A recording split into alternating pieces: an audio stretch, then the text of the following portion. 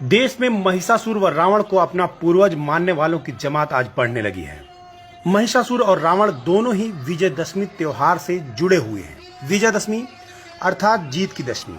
लेकिन किसकी जीत, किस पर जीत, कौन जीता, कौन हारा, किसे मारा गया, किसने मारा, क्यों मारा, किसी की मृत्यु पर उल्लास क्यों, किसे मनाना चाहिए मृत्यु पर उल्लास, मरने वाले कौन लोग थे, मरने वाले किनके पूर्वज थे, मारने वाले किनके पूर्वज थे, और मारने की याद हर साल किन्हें दिलाई जाती है और क्यों। क्या मरने वालों की संतानें जानती हैं कि मृतक या वध किया गया पात्र उनका पुरखा था या उनके पुरखों की हत्या का यह प्रतीक है।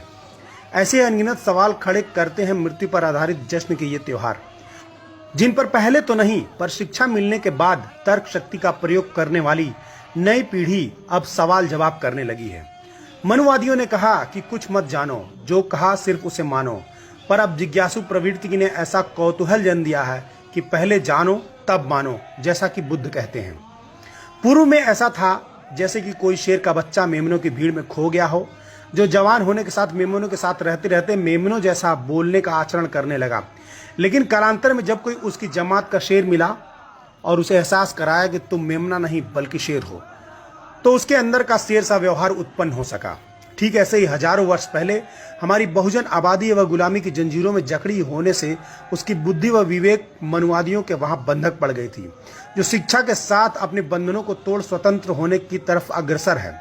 तभी तो उस महिषासुर को, जिसे हम कलंकित असुर, राक्षस, बुरा चरित्र आदि का कहकर हे दृष्टि से देखते थे, आज उसकी शहादत दिवस, उसे मारने का मंचन करने वालों पर मुकदमा दर्ज करवाने की शुरुआत व देवी दुर्गा की जगह महिषासुर को पिता की दृष्टि से देखते हुए उसे सार्वजनिक तौर पर चुम्बन लेने तक की साहसिक स्थितियां पैदा होने लगी हैं।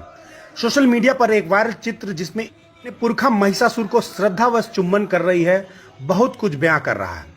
अब वह संकोच खत्म होने लगा है कि महिषासुर या रावण को अपना मानने वाले या अपने कुल परंपरा का जानने वाले लोग छुपने वाले नहीं हैं, बल्कि उन साजिशों को समझने लगे हैं जिसके तहत उनके राजाओं, नायकों को कथित असुर घोषित कर छल से मारा गया।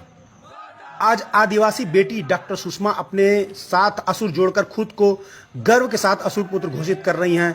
झारखंड के मुख्यमंत्री शिबू सोरेन जी रावण दहन पर रावण को जलाने का इनकार करते हुए रावण को अपना पूर्वज कह चुके हैं। तमिलनाडु के पूर्व मुख्यमंत्री करुणानिधि जी की बेटी कनिमोझी जी खुद को असुर शूद्र पुत्री संसद में कह चुकी हैं। समाजवादी पार्टी के प्रोफेसर राम गोपाल यादव जी समूची ओबीसी कम्युनिटी को राज्यसभा में शूद्र कह चुके हैं।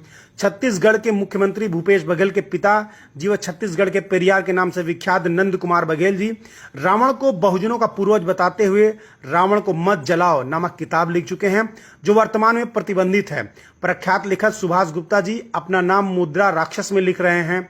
सोचने का विषय है कि वेद पुराण या हिंदू शास्त्र, स्मृतियां, रामायण, महाभारत आदि आर्य ऋषियों या विद्वानों ने लिखे हैं, जिसमें कहीं भी किसी राक्षस को व्यभिचारी, बलात्कारी नहीं बताया गया है, जबकि उन्हीं के द्वारा ब्रह्मा, विष्णु, इंद्र आदि को क्या कुछ करते नहीं लिखा गया है। इस देश का असुर राक्षस अर्थात मूल निवासी अपने स्वाभिमान से समझौता नहीं करता रहा है। वह व्यभिचारी, अन्यायी, सुरा सेवक नहीं था, फिर वह कथित राक्षस है क्यों?